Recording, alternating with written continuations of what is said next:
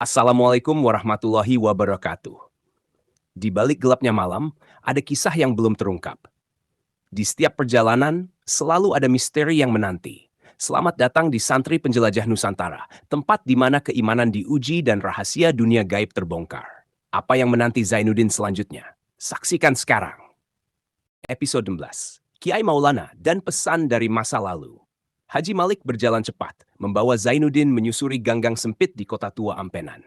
Meski Jaka dan anak buahnya telah dikalahkan, Zainuddin tahu mereka belum menyerah. Golongan hitam Nusantara pasti akan kembali. Udara malam semakin dingin, dan di kejauhan, suara deburan ombak terdengar samar. Haji Malik, seberapa jauh lagi rumah Kiai Maulana? Tanya Zainuddin. Haji Malik tidak menoleh, tetapi suaranya tegas. Kita tidak ke rumahnya, ada tempat lain yang lebih aman. Zainuddin mengerutkan dahi. Di mana? Haji Malik berhenti di depan sebuah gapura batu tua yang ditumbuhi lumut. Di atasnya tertulis Masjid Wali Pitu dalam aksara kuno. Zainuddin tertegun.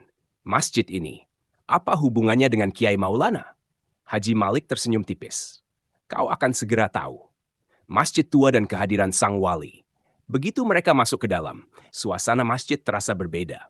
Udara lebih sejuk, harum kayu gaharu menyebar di seluruh ruangan, dan di mihrabnya terdapat ukiran ayat-ayat suci yang bersinar samar. Di tengah ruangan, seorang lelaki tua berjubah putih duduk bersila. Tatapannya tajam, penuh wibawa, tetapi juga memancarkan ketenangan. Haji Malik segera bersimpuh. Kiai Maulana, saya telah membawa Zainuddin. Zainuddin ikut bersalaman dengan takzim. Kiai Maulana tersenyum, mengamati pemuda itu dari ujung kepala hingga kaki. Akhirnya kau sampai juga, Zainuddin. Zainuddin menatapnya heran. Kiai sudah tahu saya akan datang? Kiai Maulana mengangguk pelan. Para wali telah memberi petunjuk dalam mimpi. Kau membawa sesuatu yang penting, sesuatu yang bisa menjadi berkah atau malapetaka bagi Nusantara. Zainuddin langsung mengeluarkan kitab Al-Hikmah Al-Qadimah dari tasnya dan menyerahkannya kepada Kiai Maulana. Kiai tua itu membuka halaman pertamanya, lalu menghela napas panjang. Kitab ini adalah peninggalan ulama besar dari masa lalu, namun bukan sembarang orang yang bisa menggunakannya. Zainuddin menatap kitab itu dengan serius. Golongan hitam Nusantara menginginkannya. Mereka tidak akan berhenti sampai mendapatkannya. Kiai Maulana menutup kitab itu dan meletakkannya di depannya. Itulah sebabnya kitab ini harus disembunyikan di tempat yang tidak bisa dijangkau manusia biasa. Haji Malik menambahkan, kami sudah menyiapkan tempatnya. Kiai Maulana mengangguk. Tapi sebelum itu, Zainuddin harus sesuatu yang telah lama disembunyikan dari dunia. Zainuddin menatapnya penuh tanda tanya. Apa maksud Kiai? Kiai Maulana menutup matanya sejenak lalu berkata pelan, golongan hitam Nusantara, mereka bukan sekadar kelompok dukun biasa. Mereka adalah keturunan dari sebuah kerajaan gaib yang telah lama dihancurkan oleh para wali. Zainuddin terkejut. Kerajaan gaib? Kiai Maulana mengangguk. Dahulu ada sebuah kerajaan yang tidak terlihat oleh manusia biasa. Penguasanya adalah seorang raja yang bersekutu dengan bangsa jin. Para wali dan ulama bersatu untuk menghancurkan kerajaan itu, dan mereka berhasil. Namun sisa-sisa pengikutnya masih ada. Dan mereka ingin membangkitkan kerajaan itu kembali. Zainuddin mengepalkan tangannya. Dan mereka membutuhkan kitab ini untuk mewujudkan tujuan itu. Kiai Maulana menatapnya serius. Benar. Dan mereka akan melakukan apa saja untuk mendapatkannya. Haji Malik menambahkan, itulah sebabnya kita harus segera menyembunyikan kitab ini sebelum mereka menemukannya. Namun, sebelum mereka bisa bergerak, tanah tiba-tiba bergetar hebat. Suara ledakan terdengar dari luar masjid. Haji Malik langsung berlari ke jendela dan melihat keluar. Wajahnya langsung tegang. Mereka sudah datang. Zainuddin bangkit, menggenggam tongkatnya. Siapa? Dari luar, suara langkah kaki terdengar mendekat. Kemudian, suara berat dan dingin bergema di udara. Serahkan kitab itu, atau kalian semua akan musnah. Zainuddin menatap keluar dan melihat sosok pria berjubah merah dengan mata berwarna emas. Kiai Maulana menghela napas. Ki Rengga telah datang, dan dia tidak sendirian. Dari balik bayangan, muncul pasukan berpakaian hitam dengan tatapan penuh kebencian. Suara mereka bergema, penuh ancaman. Hari ini, golongan hitam Nusantara akan mengambil hak mereka kembali. Zainuddin menggenggam tongkatnya lebih erat.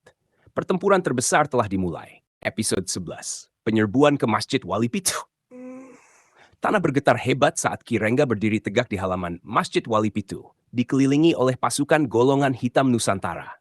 Para pengikutnya berpakaian hitam, mata mereka penuh kebencian.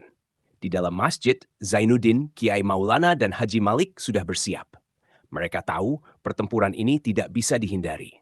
Dari balik jubah merahnya, Ki Rengga tersenyum licik. Zainuddin, aku sudah bilang kau tidak akan bisa lari dariku. Serahkan kitab itu atau tempat ini akan menjadi kuburan kalian. Zainuddin menggenggam tongkat kayunya lebih erat. Aku tidak akan menyerahkan ilmu suci ini kepada orang-orang yang ingin menyalahgunakannya. Ki Rengga tertawa dingin. Kalau begitu, aku akan mengambilnya dengan paksa. Ia mengangkat tangannya tinggi-tinggi dan membaca mantra dalam bahasa kuno. Wahai penghuni kegelapan, bangkitlah dan hancurkan mereka. Tiba-tiba, dari balik bayangan yang menyelimuti masjid, muncul sosok-sosok hitam bermata merah menyala. Mereka bukan manusia. Mereka adalah jin-jin yang telah diperbudak oleh golongan hitam Nusantara. Para jin itu menggeram, lalu melesat maju. Boom! Tanah berguncang hebat saat para jin menyerbu. Mereka melayang cepat di udara, siap menerjang Zainuddin, Kiai Maulana, dan Haji Malik. Namun sebelum mereka bisa menyentuh masjid, Kiai Maulana mengangkat tangan kanannya dan membaca ayat kursi dengan suara lantang. Allahu la ilaha illahu hayyul qayyum. Gelombang cahaya putih keluar dari tubuhnya, membentuk dinding perlindungan di sekitar masjid. Para jin itu menabrak dinding cahaya dan langsung terpental. Mereka menjerit kesakitan. Tubuh mereka membakar seketika terkena cahaya suci. Ki Rengga menyipitkan matanya. Jadi kau masih sekuat itu, Maulana. Kiai Maulana menatapnya tajam. Ilmu hitam tak akan pernah bisa mengalahkan cahaya Allah, Rengga. Kembalilah ke jalan yang benar sebelum terlambat. Ki Rengga tertawa sinis. Jalan yang benar? Aku sudah jauh melampaui itu. Ia menghunus sebuah keris hitam, lalu membaca mantra lain. Jin penguasa tanah Lombok, datanglah kepadaku. Tiba-tiba, tanah di halaman masjid retak. Dari dalamnya, muncul sesosok raksasa hitam dengan tanduk besar dan tubuh yang diselimuti api merah. Matanya bersinar keemasan, penuh kemarahan. Siapa yang telah manggilku? Suara makhluk itu bergema, mengguncang udara. Ki Rengga tersenyum puas. Hancurkan mereka, dan kitab itu akan menjadi milikku. Raksasa api itu menggeram dan melangkah maju. Setiap langkahnya membuat tanah bergetar, dan hawa panas mulai menyelimuti masjid. Zainuddin tahu, ini adalah pertarungan yang jauh lebih besar dari sebelumnya. Ia menatap Kiai Maulana dan Haji Malik. Kita harus mengalahkannya sekarang. Kiai Maulana mengangguk. Bersiaplah, Zainuddin. Ini bukan lawan biasa. Zainuddin menarik napas dalam, lalu menancapkan tongkatnya ke tanah. Bismillah, pertarungan ini adalah demi kebaikan umat. Dan pertarungan terbesar pun dimulai. Episode 18. Pertempuran melawan raksasa api di atas Masjid Wali Pitu berubah merah kehitaman. Sosok raksasa bertanduk dengan tubuh api berdiri gagah di halaman, mengeluarkan hawa panas yang membuat udara bergetar. Para santri yang berlindung di dalam masjid menggigil ketakutan. Zainuddin, Kiai Maulana, dan Haji Malik berdiri tegap bersiap menghadapi ancaman yang belum pernah mereka hadapi sebelumnya. Raksasa itu menggeram. Suaranya mengguncang tanah. Siapa yang berani menantangku? Zainuddin menancapkan tongkat kayunya ke tanah dan membaca ayat kursi dengan lantang. Allahu la ilaha huwal hayyum. Cahaya putih keluar dari tongkatnya, membentuk perisai suci di sekeliling tubuhnya. Namun, raksasa itu hanya tertawa. Ilmu itu tak akan cukup untuk melawanku, santri kecil. Boom! Raksasa itu mengayunkan tangannya, menciptakan badai api yang menyapu halaman masjid. Haji Malik berteriak, "Awas!" Tanah bergetar hebat saat hantaman raksasa itu menciptakan kawah besar di tempat Zainuddin berdiri tadi. Namun, Zainuddin berhasil menghindar dengan lompatan cepat. Dari atas ia membaca surah Al-Falaq dan mengayunkan tongkatnya ke arah raksasa itu. Kul a'udzu birabbil falak. Kilatan cahaya putih melesat menghantam dada makhluk itu. Asap putih mengepul dari tubuh raksasa tersebut. Ia meraung marah, tetapi serangan itu belum cukup untuk menumbangkannya. Ki Rengga menguji Kiai Maulana. Di sisi lain, Ki Rengga hanya menyeringai. Menarik, tapi itu belum cukup untuk mengalahkannya. Kiai Maulana melangkah maju. Rengga, kau masih punya kesempatan untuk menghentikan ini. Kembali ke jalan yang benar sebelum semuanya terlambat. Ki Rengga tertawa sinis. Jalan yang benar? Aku sudah lama meninggalkan itu, Maulana. Aku sudah mendapatkan kekuatan yang bahkan tak bisa kau bayangkan. Tiba-tiba, ia mencabut keris hitam dari sabuknya dan menancapkannya ke tanah.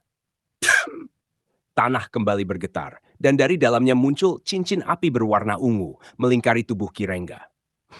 Kali ini, aku sendiri yang akan melawanmu. Dalam sekejap, tubuhnya berubah, auranya menjadi gelap, matanya bersinar merah, dan kekuatan gaib menyelimuti tubuhnya.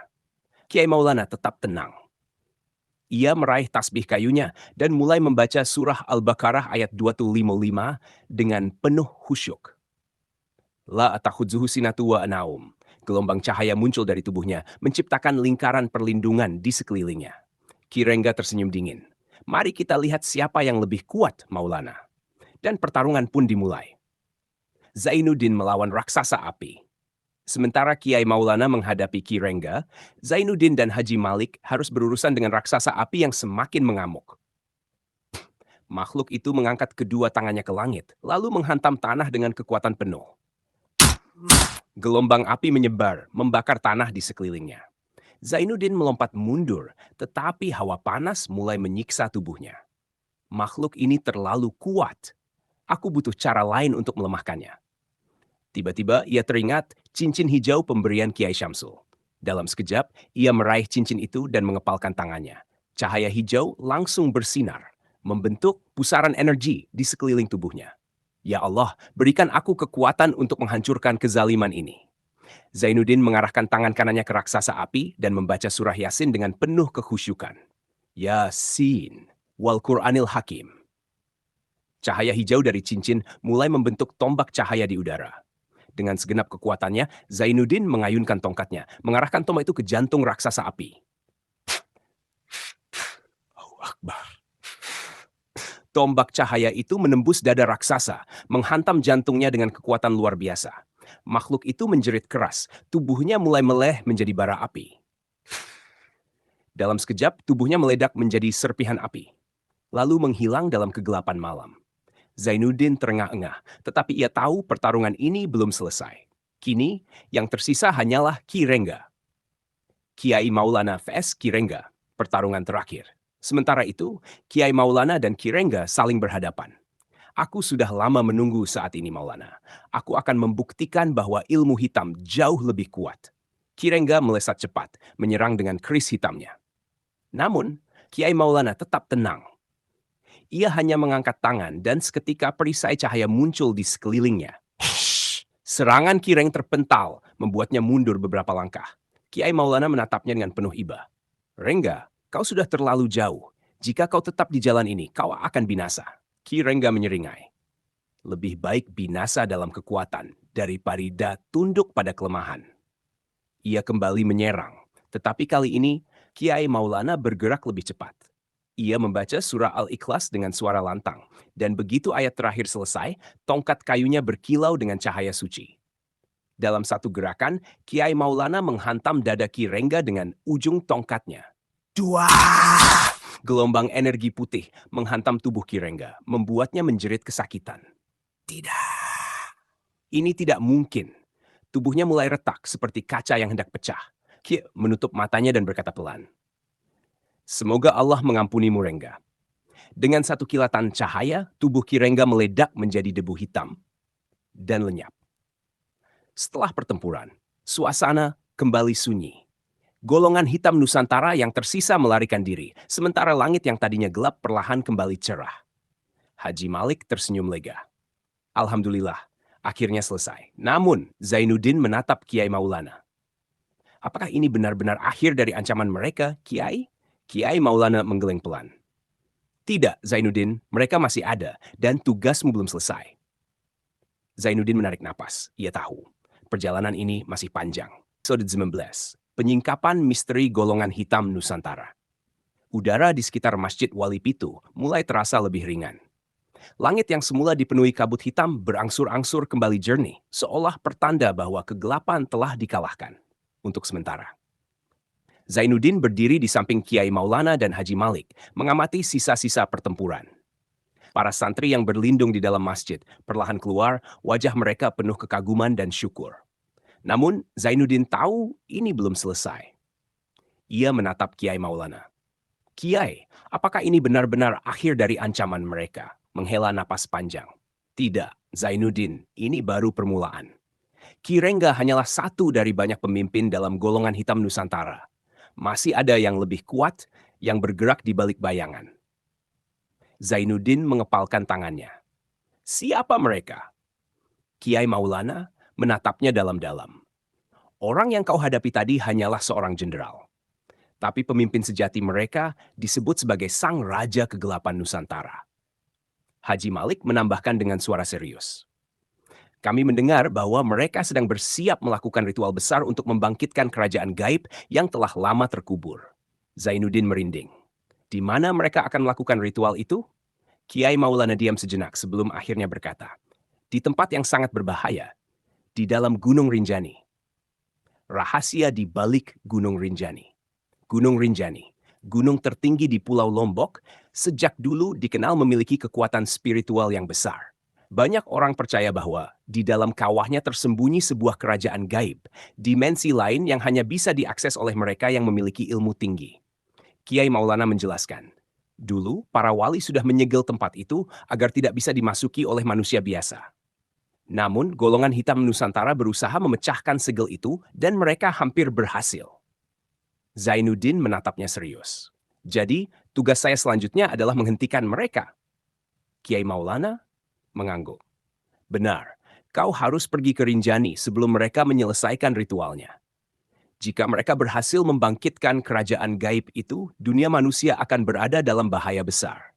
Zainuddin menarik napas dalam. Ia tahu perjalanan ke Rinjani tidak akan mudah. Tetapi sebagai santri yang telah diberikan amanah, ia tidak akan mundur. Baik, Kiai, saya akan berangkat secepatnya. Tersenyum bangga. Semoga Allah selalu melindungimu, Zainuddin. Di dalam hatinya, Zainuddin berdoa, Ya Allah, kuatkanlah langkahku. Ini bukan hanya perjalananku, ini adalah perjuangan demi kebaikan umat. Dan dengan itu, petualangan menuju Gunung Rinjani pun dimulai. Bersambung ke episode 20. Episode 20, Perjalanan menuju Gunung Rinjani. Setelah mendapatkan amanah dari Kiai Maulana, Zainuddin bersiap melakukan perjalanan menuju Gunung Rinjani. Ia tahu bahwa di dalam kawahnya, golongan hitam Nusantara tengah merencanakan sesuatu yang berbahaya, ritual untuk membangkitkan kerajaan gaib yang telah lama tersegel. Pagi itu, Zainuddin berdiri di halaman Masjid Wali Pitu bersama Haji Malik. Kau yakin ingin pergi sendirian, Zainuddin? Tanya Haji Malik dengan nada khawatir. Zainuddin tersenyum kecil. Ini adalah tugas yang harus saya jalankan. Tapi jika Allah mengizinkan, saya tidak akan benar-benar sendirian. Haji Malik, baiklah, jika kau butuh bantuan, kami di sini akan selalu siap. Kiai Maulana yang berdiri di serambi masjid memberikan sesuatu kepada Zainuddin, sebuah kantung kecil berisi tanah dari masjid tua itu. Ini adalah tanah yang telah diruqyah dan diberkahi oleh para wali. Jika kau dalam bahaya, tebarkanlah ke tanah, dan insya Allah pertolongan akan datang. Zainuddin menerimanya dengan penuh hormat. Terima kasih, Kiai. Setelah berpamitan, ia pun berangkat, berjalan menuju lereng Gunung Rinjani, tempat di mana pertarungan baru telah menunggunya. Kehadiran yang tak terlihat. Perjalanan menuju Rinjani tidaklah mudah. Hutan yang ia lewati terasa lebih sunyi dari biasanya. Tidak ada suara burung. Tidak ada suara hewan malam, hanya suara langkah kakinya sendiri yang menggema di antara pepohonan. Firasatnya mulai terasa tidak nyaman. Aku sedang diawasi, tiba-tiba angin berhembus kencang. Pepohonan bergoyang seolah ada sesuatu yang bergerak di baliknya. Dari kejauhan, terdengar suara samar. Santri, kau tidak seharusnya ke sini. Zainuddin dan menoleh ke arah suara itu. Di balik bayangan pepohonan, ia melihat sosok tinggi berbaju putih, wajahnya tertutup kabut tipis. Zainuddin menajamkan pandangannya. Siapa kau? Tanya tegas. Sosok itu melangkah maju, tetapi kakinya tidak menyentuh tanah. Aku adalah penjaga gunung ini, dan aku ingin memperingatkanmu. Zainuddin genggam tongkat kayunya erat. Peringatan apa? Sosok itu menatapnya tajam. Golongan hitam Nusantara sudah menunggumu. Mereka tahu kau akan datang, dan mereka telah menyiapkan sesuatu yang lebih kuat dari Ki Rengga. Zainuddin menarik napas dalam. Aku tidak takut. Aku datang untuk menghentikan mereka. Sosok itu tersenyum samar. Jika itu keputusanmu, maka bersiaplah. Tapi ingat, kau tidak bisa menghadapi mereka hanya dengan kekuatanmu sendiri. Gunakan hatimu, dan jangan biarkan rasa takut menguasaimu. Dalam sekejap, sosok itu menghilang, tersapu angin. Zainuddin termenung, merenungkan kata-kata itu. Jadi mereka sudah menungguku? Ia kembali melangkah, lebih mantap dari sebelumnya. Di depannya Gunung Rinjani berdiri megah, menyimpan rahasia yang siap terungkap. Desa tanpa bayangan. Angin malam berembus pelan saat Zainuddin, Syekh Umar, dan Paman Janggut tiba di sebuah desa terpencil di tengah hutan Kalimantan. Suasana terasa ganjil, terlalu sepi. Tidak ada suara jangkrik, tidak ada penduduk yang berkeliaran. Udara pun terasa lebih dingin dari biasanya.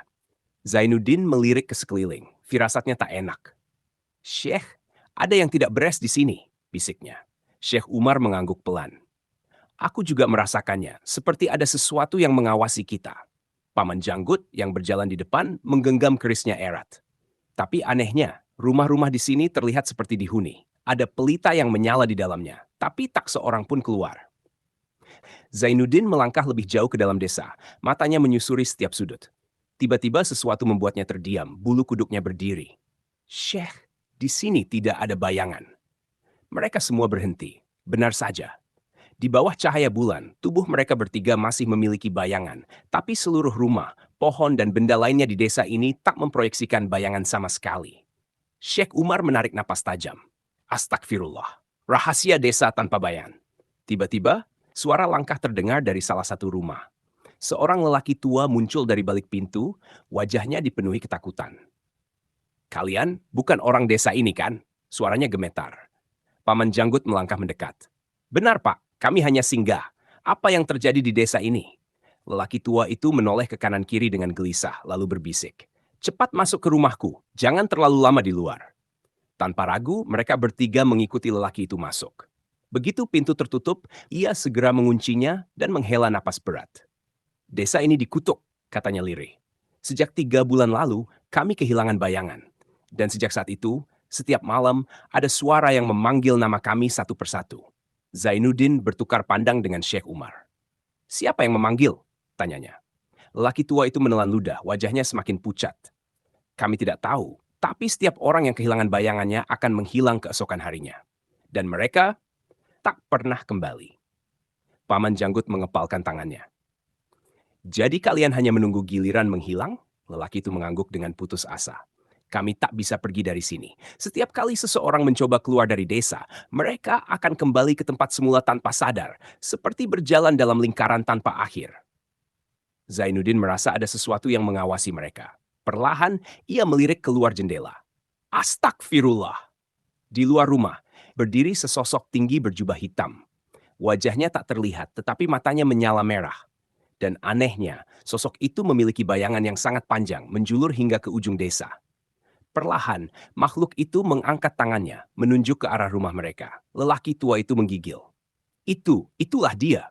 Jika dia sudah muncul, maka akan ada yang menghilang malam ini. Pertarungan melawan penghuni kegelapan. Syekh Umar berdiri, tatapannya tajam. Zainuddin, bersiaplah, ini bukan makhluk biasa. Paman Janggut mencabut kerisnya. Apapun itu, kita tak bisa hanya berdiam diri. Makhluk berjubah hitam itu mulai bergerak mendekat. Setiap langkahnya membawa hawa dingin yang menusuk. Zainuddin meraih tasbihnya dan mulai membaca ayat kursi dengan suara mantap. Sementara itu, Syekh Umar menaburkan garam ruqyah di sekeliling rumah, membentuk lingkaran perlindungan. Namun tiba-tiba, pintu rumah terbuka dengan keras. Angin kencang menyapu masuk, membuat pelita di dalam rumah berkedip-kedip. Kau tidak akan menghentikanku. Suara makhluk itu menggema di seluruh desa. Syekh Umar melangkah maju, membaca doa dengan lantang. Cahaya putih keluar dari tongkatnya menyelimuti rumah. Zainuddin mempercepat bacaan ayat suci. Semakin kuat, semakin dalam. Pelan-pelan, sosok berjubah hitam itu mulai mundur. Tidak, cahaya itu. Makhluk itu berusaha melawan, tetapi tubuhnya mulai bergetar hebat. Perlahan, bayangan panjangnya mulai pudar. Zainuddin menghentakkan tongkatnya ke tanah. Gelombang cahaya putih menyebar ke seluruh desa menembus kegelapan. Makhluk itu menjerit nyaring. dan dalam sekejap lenyap tanpa jejak. Ketika cahaya mereda, penduduk desa satu persatu keluar dari rumah mereka. Mereka menatap ke tanah dan mendapati sesuatu yang membuat mereka menangis bahagia. Bayangan mereka telah kembali. Lelaki tua itu meneteskan air mata. Kalian telah membebaskan kami, semoga Allah membalas kebaikan kalian. Zainuddin tersenyum, tetapi jauh di dalam hatinya, ia tahu ini hanyalah awal dari petualangan yang lebih besar. Syekh Umar menepuk bahunya. Kita harus terus berjalan, muridku. Masih banyak tempat yang membutuhkan pertolongan. Paman Janggut menyarungkan kerisnya. Ayo, perjalanan kita belum selesai. Mereka meninggalkan desa itu dengan hati lega. Namun di kejauhan, awan hitam mulai berkumpul, pertanda bahwa bahaya lain sudah menanti. Misteri gerbang gaib di Gunung Jani. Langkah Zainuddin semakin cepat menapaki jalur berbatu Gunung Rinjani. Cahaya bulan yang semula terang kini meredup, tertutup oleh kabut pekat yang turun dari puncak. Angin malam berdesir kencang, membawa bisikan-bisikan aneh yang terdengar samar, seperti suara orang berbicara dari kejauhan. Ia tahu waktunya semakin menipis. Golongan hitam Nusantara sedang melakukan ritual besar mereka. Jika ia terlambat, kerajaan gaib yang tersegel di dalam gunung ini bisa bangkit kembali. Di sepanjang jalur pendakian, pepohonan raksasa menjulang tinggi, menciptakan bayangan menyeramkan yang bergerak di antara kabut tebal. Tiba-tiba, suara jeritan menggema dari depan. Zainuddin langsung berlari ke arah sumber suara. Di sebuah tikungan sempit di jalur pendakian, ia melihat dua pendaki tergeletak di tanah. Wajah mereka pucat pasi, tubuh mereka menggigil hebat. "Pak, ada apa?" Zainuddin berjongkok di samping mereka. Salah satu dari mereka mengangkat tangan dengan gemetar, menunjuk ke depan. Dalam kabut itu, kami melihat sebuah gerbang batu, dan di dalamnya ada makhluk besar bertanduk. Zainuddin menoleh tajam ke arah yang ditunjukkan. Di balik kabut yang berputar, samar-samar terlihat sebuah gerbang batu raksasa. Gerbang itu tampak sangat tua, dihiasi dengan ukiran-ukiran kuno, dan di tengahnya terdapat simbol aneh yang bersinar merah darah. Udara di sekitarnya terasa lebih panas, seolah-olah sesuatu sedang bangkit dari dalam bumi. Gerbang ini pasti tempat ritual mereka gerbang batu. Saat Zainuddin melangkah mendekati gerbang batu itu, kabut di sekelilingnya mulai bergerak seperti memiliki nyawa sendiri. Udara tiba-tiba menjadi lebih berat, lebih menekan. Lalu krek, tanpa ada yang menyentuhnya, gerbang batu itu terbuka dengan sendirinya. Dari dalamnya muncul sosok hitam bertubuh besar. Matanya merah menyala, tanduk panjang melingkar di kepalanya. Nafasnya mengeluarkan asap hitam pekat. Makhluk itu berdiri tegap di tengah gerbang, menatap Zainuddin dengan tatapan penuh kebencian. "Manusia, kau tidak diundang ke tempat ini."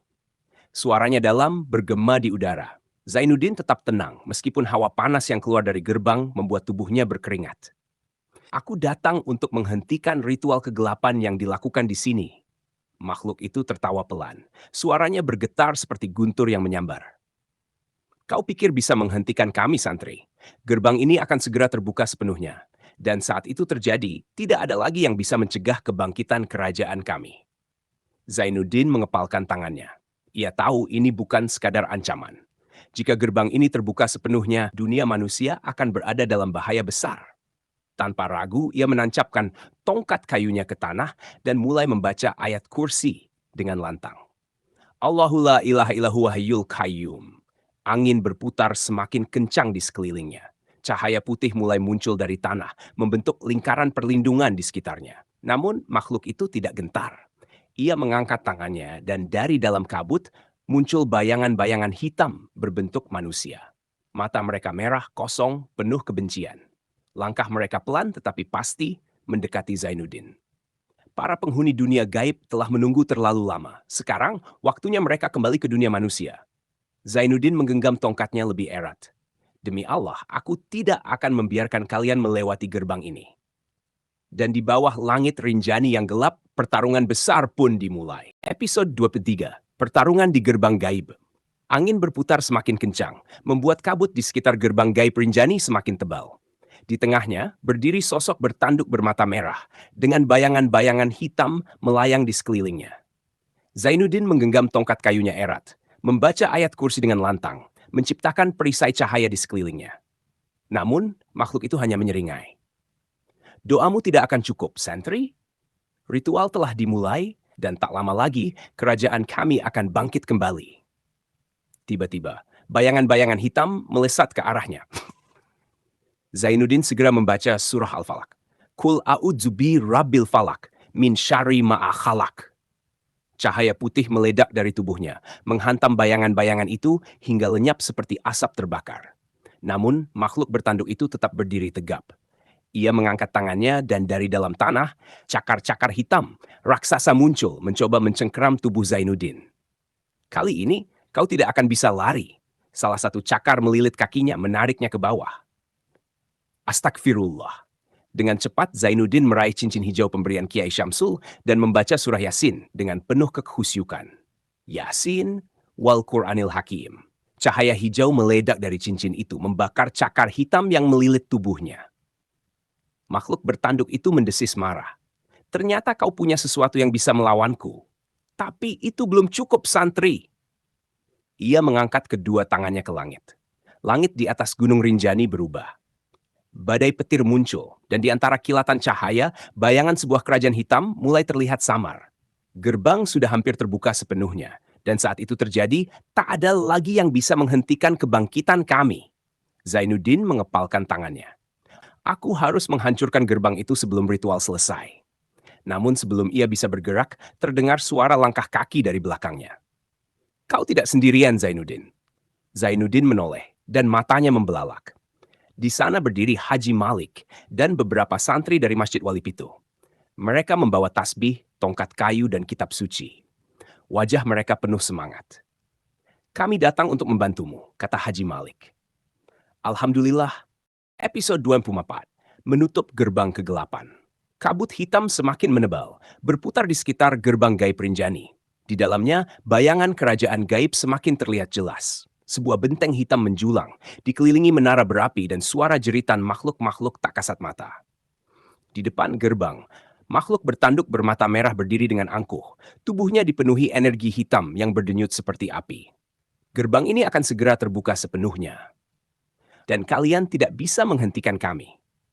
Namun, kini Zainuddin tidak lagi sendirian. Haji Malik dan para santri dari Masjid Wali Pitu telah datang, membawa kitab suci dan tasbih, siap membantu perlawanan. Zainuddin menatap mereka dan mengangguk mantap. Bersiaplah. Kita harus menghancurkan gerbang ini sebelum ritual selesai. Pertempuran terakhir di Rinjani, makhluk bertanduk mengangkat tangannya ke langit, membaca mantra dalam bahasa kuno. Darah telah tertumpah, nyawa telah dikorbankan. Bangkitlah, wahai penguasa kegelapan. Tiba-tiba, tanah di sekitar gerbang mulai retak, mengeluarkan api berwarna ungu.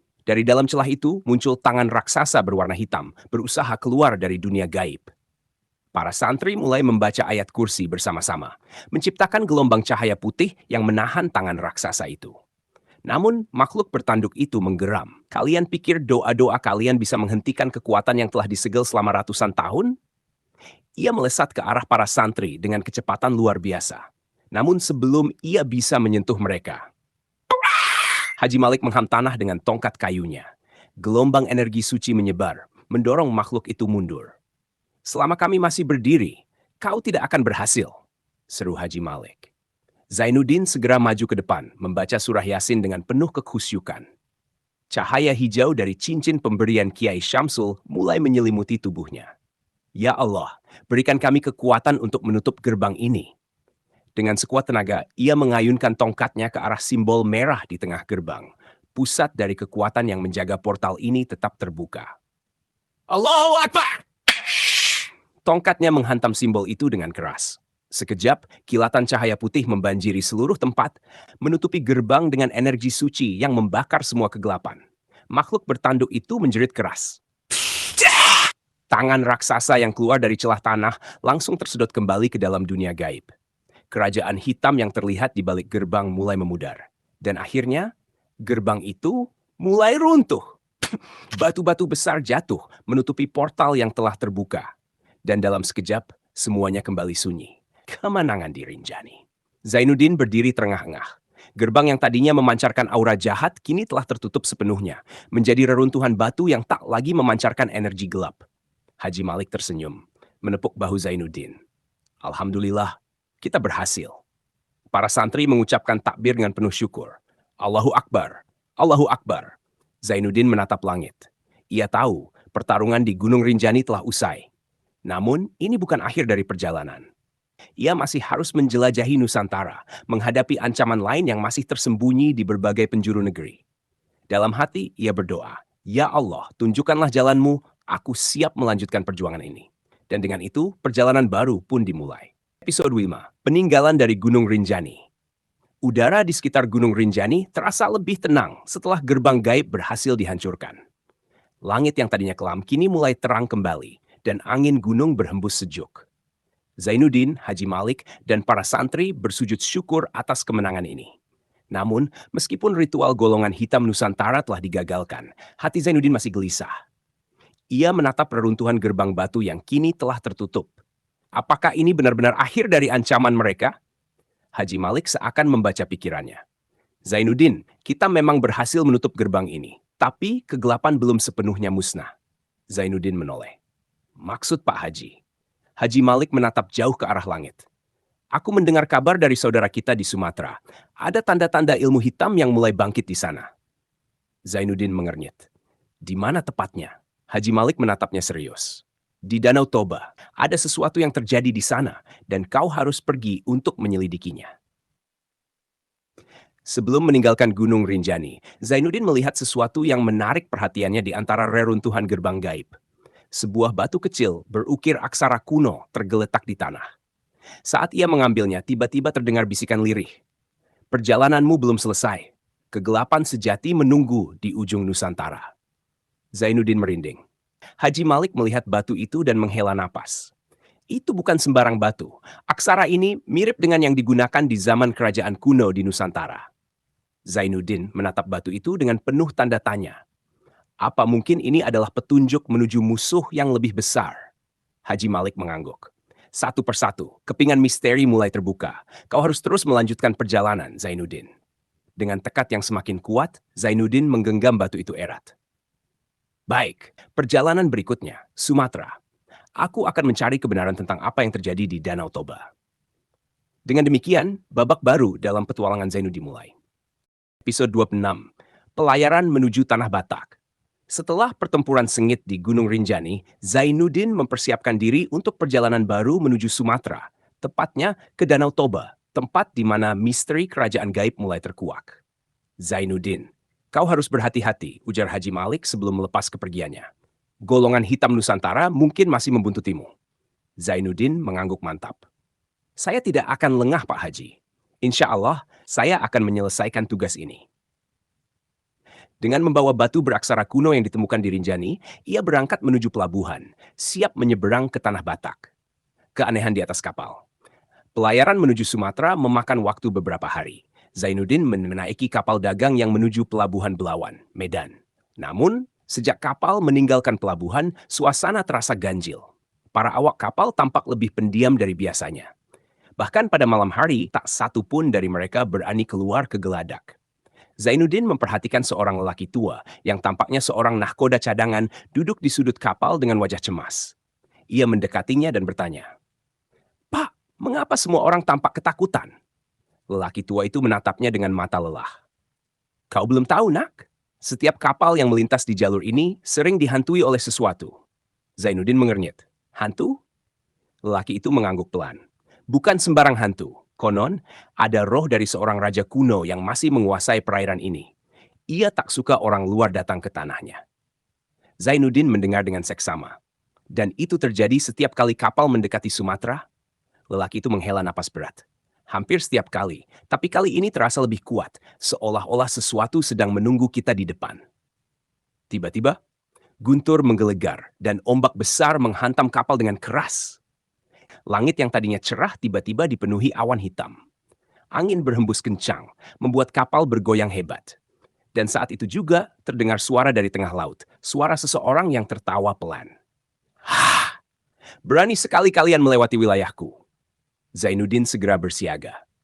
Dari kejauhan, di atas permukaan laut yang bergelombang, muncul sesosok pria berpakaian kebesaran kerajaan kuno, berdiri di atas air dengan tatapan penuh amarah. Kau yang membawa batu itu? Kau telah membangunkan sesuatu yang seharusnya tetap terkubur. Zainuddin mengepalkan tangannya. Siapa kau?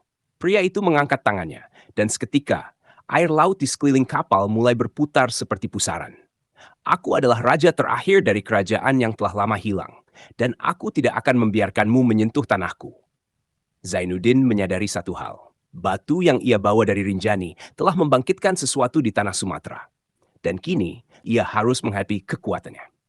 Episode 27, Pertempuran di Laut Selat Malaka. Ombak menggila, menghantam kapal berkali-kali seperti ingin menenggelamkannya. Angin kencang menderu, membuat layar kapal berkibar liar. Di tengah badai itu, sesosok pria berpakaian kebesaran kerajaan kuno berdiri di atas permukaan laut dengan mata menyala merah. Kau membawa sesuatu yang seharusnya tidak meninggalkan tanahnya. Suaranya menggema seperti guntur di langit. Zainuddin tetap tegap, menggenggam tongkat kayunya erat. Aku tidak bermaksud membangunkan apapun. Aku hanya ingin menemukan kebenaran. Sosok itu tertawa dingin. Kebenaran? Tidak ada lagi kebenaran di tanah yang telah dihancurkan oleh manusia. Tiba-tiba, ia mengangkat tangannya, dan dari dasar laut muncul 3 sosok hitam raksasa dengan mata merah membara. Tubuh mereka terdiri dari air yang berputar liar. Para awak kapal menjerit ketakutan. "Jaga dirimu, Zainuddin!" teriak nahkoda tua. Zainuddin menarik napas dalam dan segera membaca ayat kursi dengan suara lantang. Allahu la ilaha illahu wal hayyul qayyum. Cahaya putih mulai mengelilingi tubuhnya, membentuk perisai perlindungan. Namun Raja Gaib itu hanya menyeringai. Doamu kuat, tapi apakah cukup untuk melawan amarahku? Dengan satu gerak tangannya, sosok raksasa air itu melesat ke arah kapal, mencoba menghantamnya dengan pukulan besar. Gelombang air menghantam sisi kapal dengan dahsyat.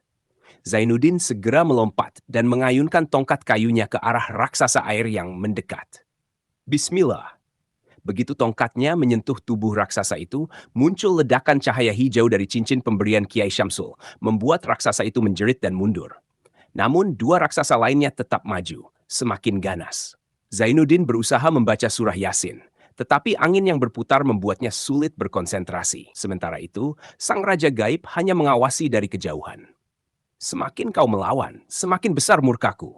Zainuddin mulai menyadari sesuatu. Dia bukan sekadar roh gentayangan, ada sesuatu yang mengikatnya pada dunia ini. Ia segera berpikir cepat. Jika ingin menghentikan badai ini, ia harus menemukan sumber kekuatan Raja Gaib ini. Matanya tertuju pada batu beraksara kuno yang ia bawa dari Gunung Rinjani. Bisa jadi ini kuncinya.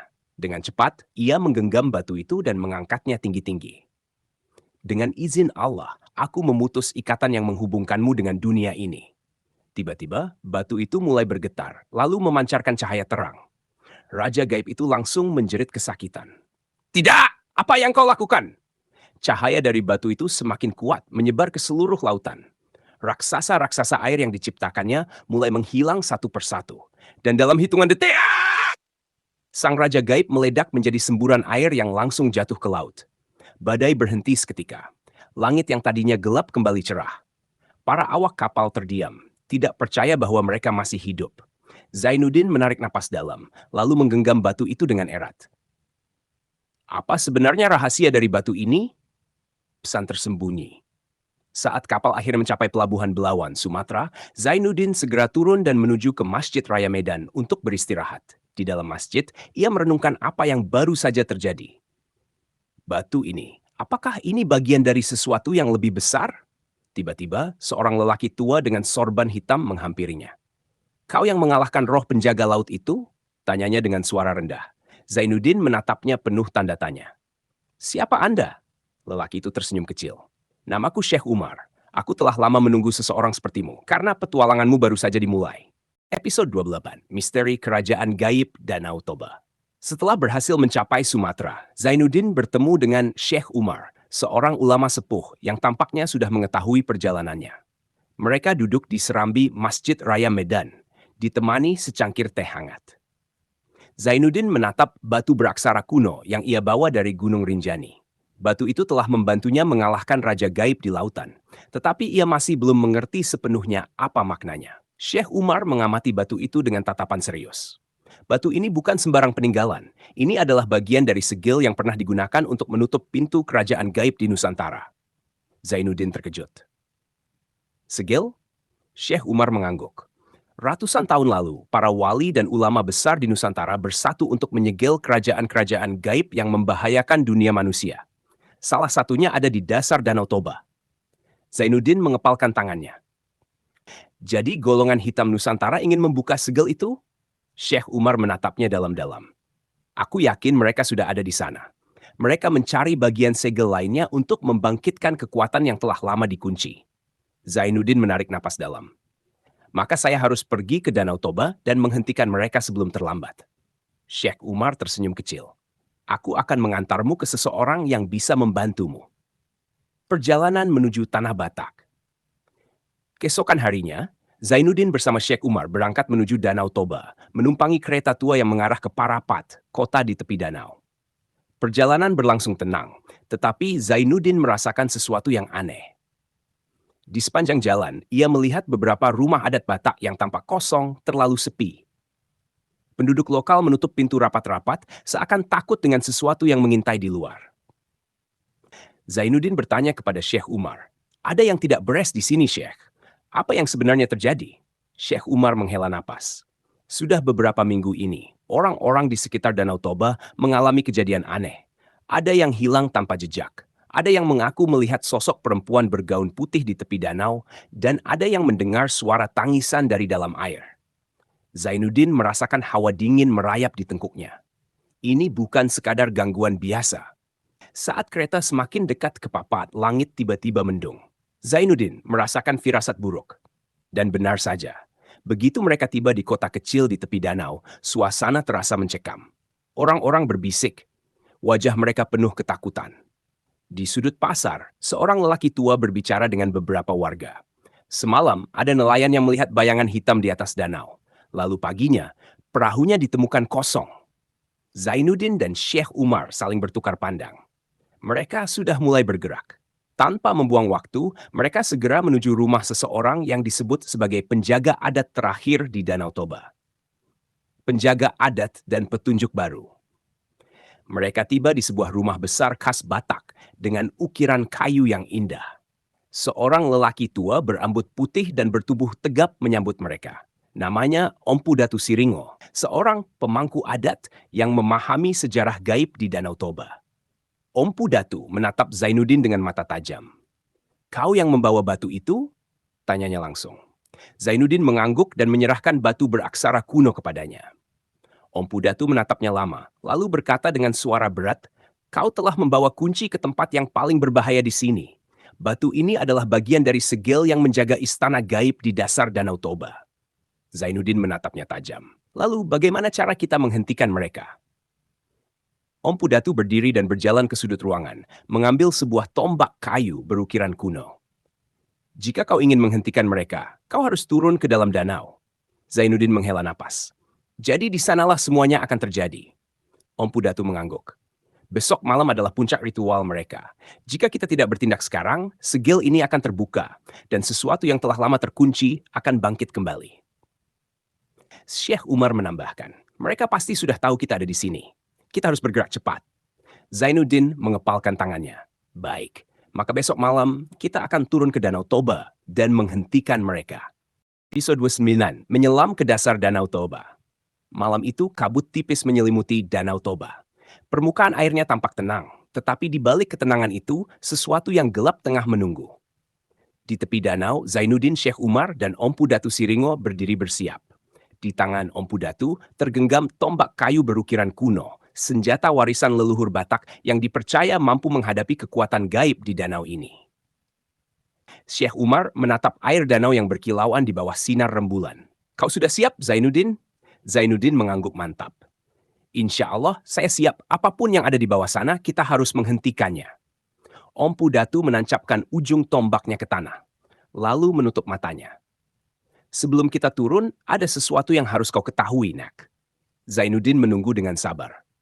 Dulu, sebelum Danau Toba terbentuk, ada sebuah kerajaan besar yang berdiri di sini. Namun, karena keserakahan rajanya, kerajaan itu dihancurkan oleh azab Allah. Zainuddin merasakan bulu kuduknya berdiri. "Jadi, kerajaan itu masih ada di bawah sini?" Empu Datu mengangguk. "Istana mereka masih tersegel di dasar danau. Golongan hitam Nusantara ingin membangkitkannya, dan kita harus menghentikan mereka sebelum terlambat. Syekh Umar menambahkan, begitu kita turun, kita tidak bisa kembali sampai misi selesai. Jika kita gagal, kita mungkin tidak akan kembali ke dunia ini lagi. Zainuddin mengepalkan tangannya. Saya siap, Syekh. Bismillah. Dengan tekad kuat, mereka bertiga naik ke perahu kecil yang akan membawa mereka ke tengah Danau Toba, tempat segel kerajaan gaib berada. Pintu gerbang ke istana gaib. Begitu sampai di tengah danau, Ompu Datu menutup matanya dan mulai membaca mantra kuno dalam bahasa Batak. Ahu maranggiring tutano, ek tu ek, sambutlah kami yang datang dengan niat suci. Air danau mulai berputar. Angin bertiup lebih kencang. Dari dasar danau muncul cahaya kebiruan yang perlahan membentuk lingkaran bercahaya. Syekh Umar menatapnya dengan tegang. Itu dia, pintu menuju istana mereka. Tanpa ragu, Zainuddin, Ompu Datu, dan Syekh Umar melompat ke dalam air, tenggelam menuju kegelapan yang dalam. Kehadiran tak terlihat. Di dalam air, mereka melihat sesuatu yang tak pernah dibayangkan sebelumnya. Reruntuhan istana megah berdiri di dasar danau, dikelilingi patung-patung batu berwajah menyeramkan. Namun yang paling mengejutkan, ada cahaya merah menyala dari dalam reruntuhan istana itu. Syekh Umar menatapnya dengan tegang. Mereka sudah memulai ritualnya. Zainuddin merasakan ada sesuatu yang mengawasi mereka. Benar saja, dari bayangan pilar-pilar batu, muncul makhluk setengah manusia dengan tubuh bersisik dan mata menyala biru.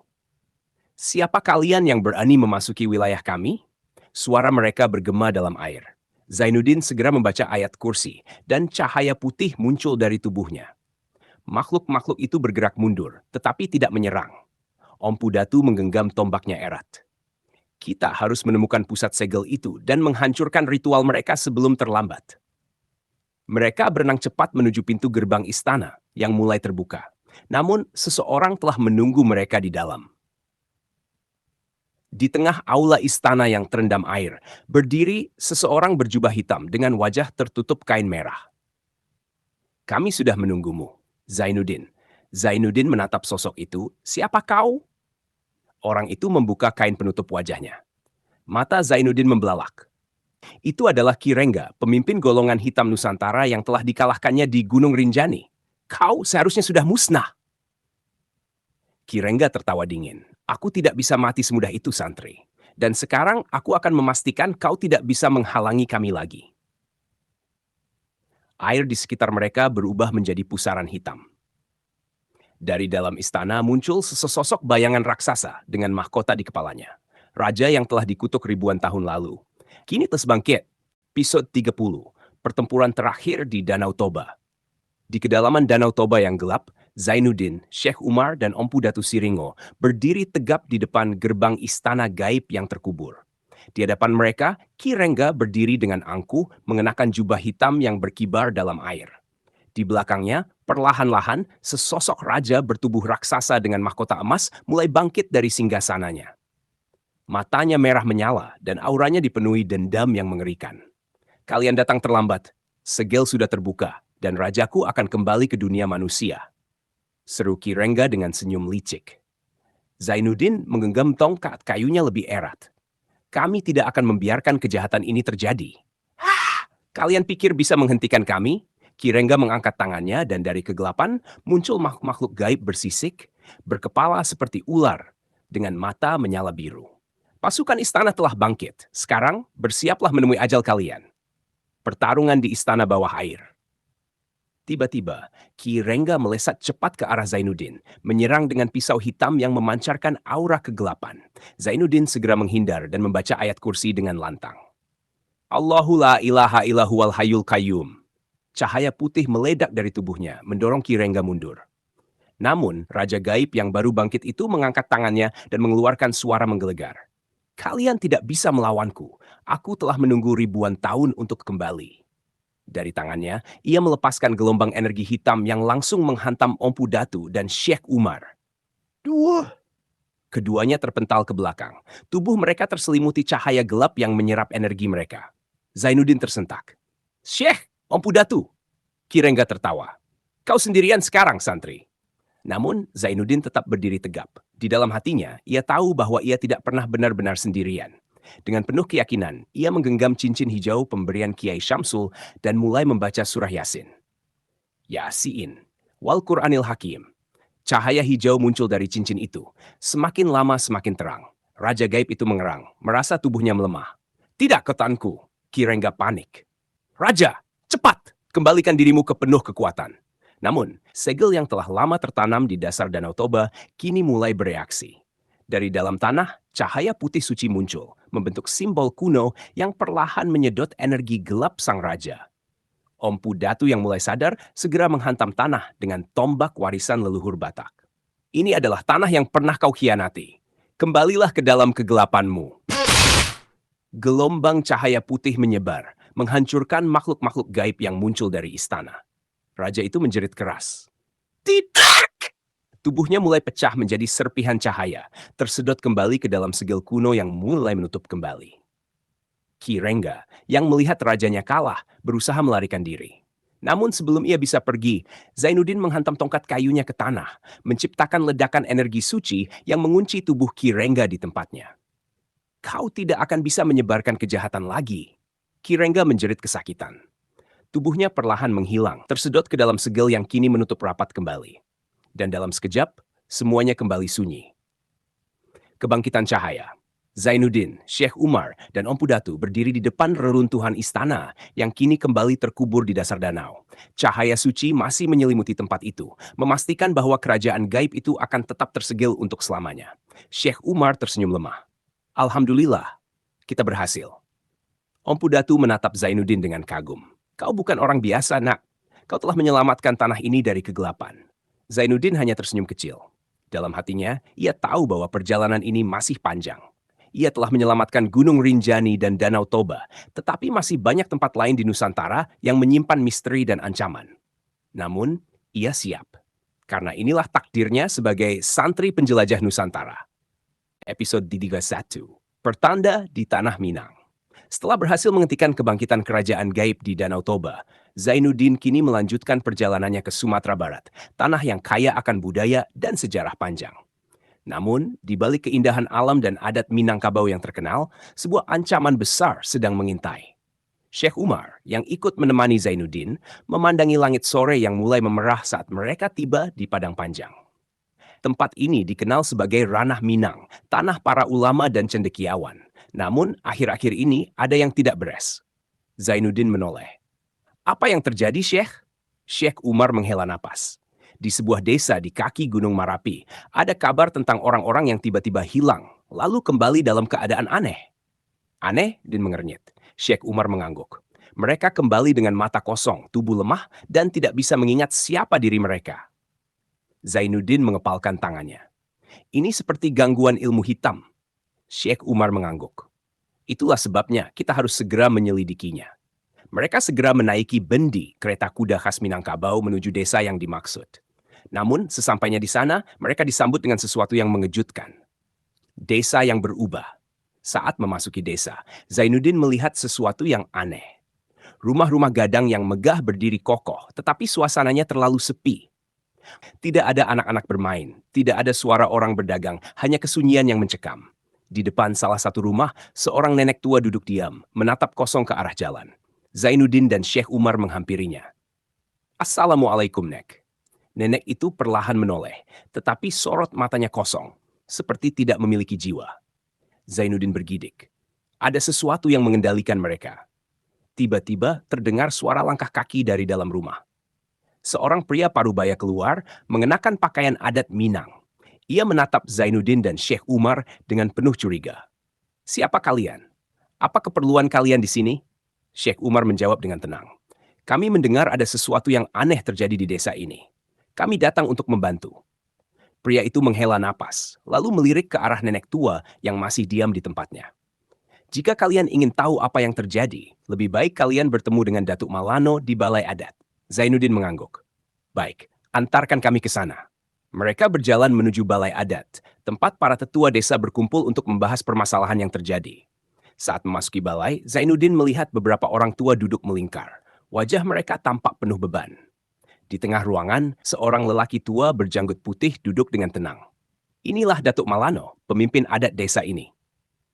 Kalian bukan orang sini, katanya sambil memperhatikan mereka dengan seksama. Apa yang membawa kalian ke desa ini? Zainuddin menjawab dengan hormat. Kami mendengar ada sesuatu yang tidak beres di sini. Kami ingin membantu. Datuk Malano menatap mereka lama, lalu berkata pelan. Kalau begitu, kalian harus tahu kebenarannya. Tapi hati-hati, karena ada sesuatu yang lebih besar di balik semua ini. Episode 32, Kutukan Dukun Kuno di Tanah Minang.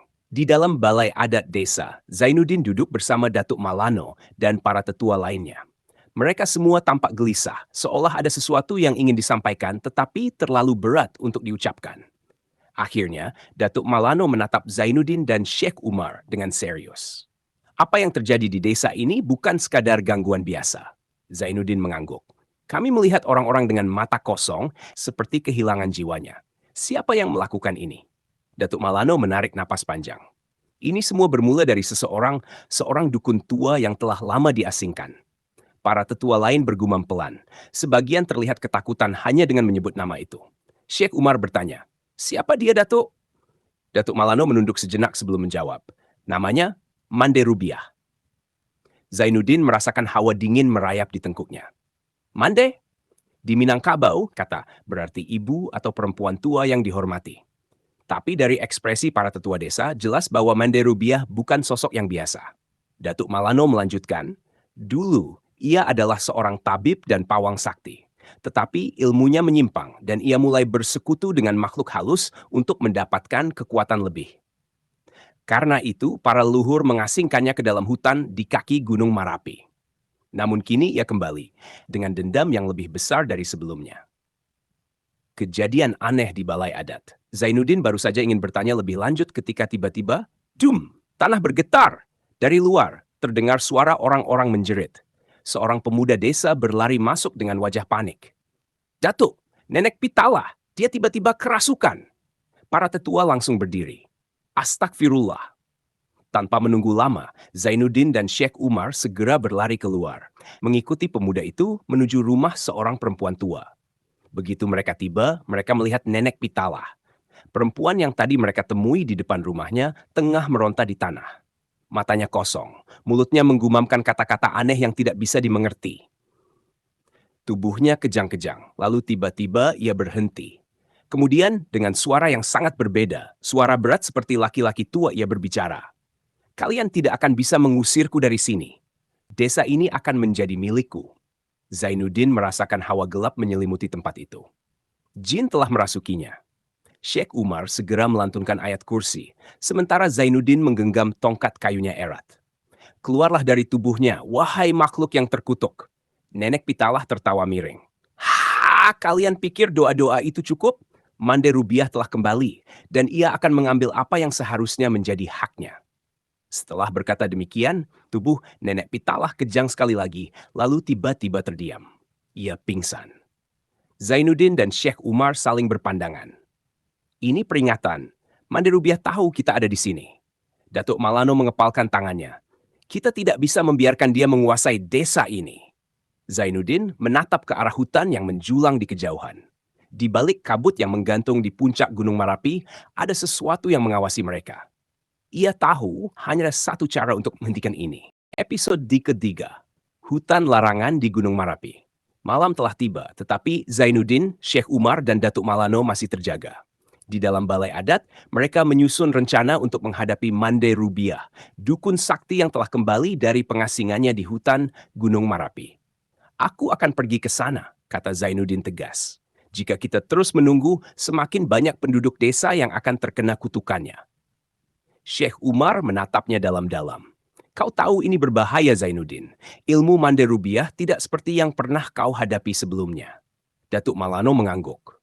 Dulu, bahkan para datuk dan ulama terkuat tidak bisa membunuhnya. Mereka hanya bisa mengurungnya di hutan itu. Jika kau benar-benar ingin pergi, kau harus membawa sesuatu yang bisa melindungimu.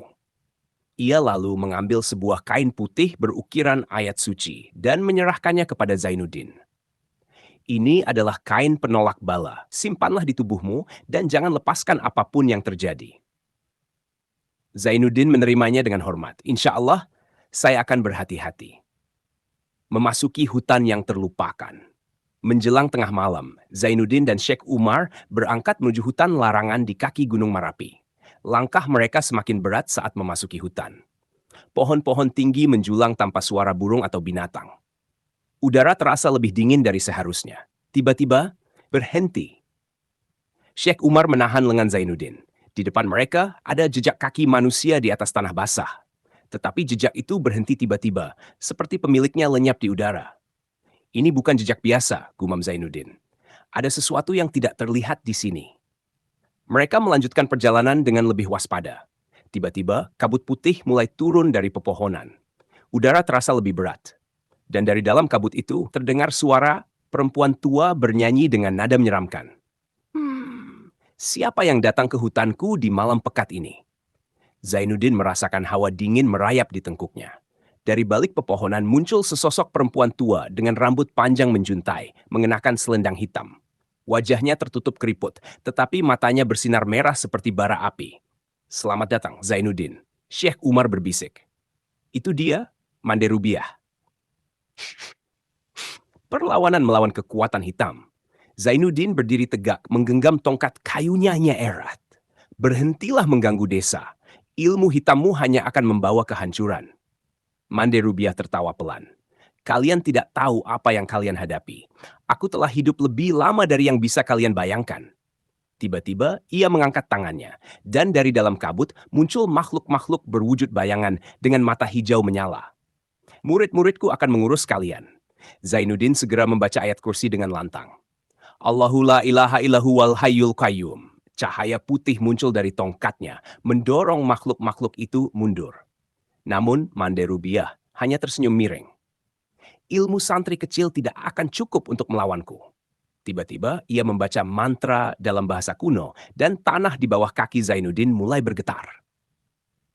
Dari dalam tanah muncul tangan hitam raksasa yang mencoba menariknya ke dalam.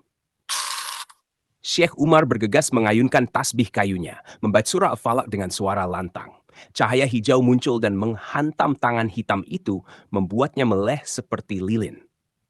Zainuddin segera melompat mundur. Ia tahu pertarungan ini belum selesai. Ia harus menghancurkan kekuatan Mande Rubiah sebelum semuanya terlambat. Episode 34, Pertarungan melawan Mande Rubiah. Di tengah hutan larangan Gunung Marapi, kabut semakin tebal. Suara gemerisik daun terdengar seperti bisikan halus yang memenuhi udara. Di hadapan Zainuddin dan Sheikh Umar berdiri Mande Rubiah, seorang perempuan tua dengan rambut panjang beruban, mengenakan selendang hitam yang berkibar di tengah angin dingin. Matanya bersinar merah, penuh kebencian. Kalian tidak seharusnya datang ke sini. Tangannya yang keriput bergerak perlahan, dan seketika pohon-pohon di sekitar mereka mulai bergerak sendiri, seperti makhluk hidup yang siap menyerang. Zainuddin menggenggam tongkat kayunya lebih erat. Mande Rubiah, ilmu hitammu hanya membawa kesengsaraan. Kembalilah ke jalan yang benar sebelum terlambat. Mande Rubiah tertawa sinis. Kau pikir aku ingin kembali? Aku telah menunggu selama puluhan tahun. Dan malam ini, aku akan menyelesaikan apa yang telah dimulai. Tiba-tiba, ia mengangkat kedua tangannya ke langit, dan kabut hitam tebal mulai menyelimuti hutan.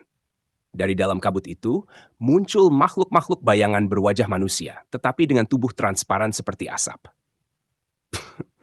Lawanlah mereka, santri. Jika kau bisa bertahan, maka aku akan menghadapimu sendiri. Pertarungan di dalam kabut. Makhluk-makhluk bayangan itu melayang cepat, mengepung Zainuddin dan Sheikh Umar dari segala arah. Sheikh Umar segera membaca surah Al-Falaq, sementara Zainuddin menggenggam tasbihnya dan membaca ayat kursi dengan lantang. Allahu la ilaha illahu wal hayyul qayyum. Cahaya putih keluar dari tubuh mereka, membentuk perisai pelindung. Makhluk-makhluk bayangan itu berteriak kesakitan begitu terkena cahaya suci. Namun, Mande Rubiah tidak tinggal diam. Dengan suara keras, ia membacakan mantra dalam bahasa kuno, dan tiba-tiba tanah di sekitar mereka mulai retak. Dari dalam retakan itu, muncul tangan-tangan hitam yang mencoba menarik mereka masuk ke dalam tanah. Zainuddin segera menancapkan tongkatnya ke tanah dan membaca surah Yasin. Yasin, wal Qur'anil Hakim. Cahaya hijau keluar dari tongkatnya, menghancurkan tangan-tangan hitam itu seketika. Namun, Mande Rubiah hanya tersenyum dingin. Kau memang kuat, santri, tapi aku belum selesai. Dengan cepat ia mengangkat selendangnya ke atas dan angin kencang berputar menciptakan pusaran hitam yang menyelimuti seluruh hutan. Zainuddin dan Syekh Umar terlempar ke belakang, hampir kehilangan keseimbangan. Namun di saat itulah Syekh Umar berbisik pelan. Zainuddin, selendang itu sumber kekuatannya. Zainuddin tersentak. Jadi jika kita bisa merebutnya, Manderubiah akan kehilangan kekuatannya? Syekh Umar mengangguk. Tapi kita harus berhati-hati, karena dia tidak akan membiarkan kita melakukannya dengan mudah. Zainuddin menarik napas dalam. Baik, kalau begitu, aku akan mengakhirinya sekarang. Serangan terakhir. Dengan cepat, Zainuddin melompat ke depan, menghindari serangan angin hitam yang dikendalikan Manderubiah. Ia menggenggam cincin hijau pemberian Kiai Syamsul, dan tiba-tiba cincin itu mulai bersinar lebih terang dari sebelumnya. Cahaya hijau itu melingkupi tubuhnya, membuatnya bergerak lebih cepat dari sebelumnya. Manderubiah terkejut.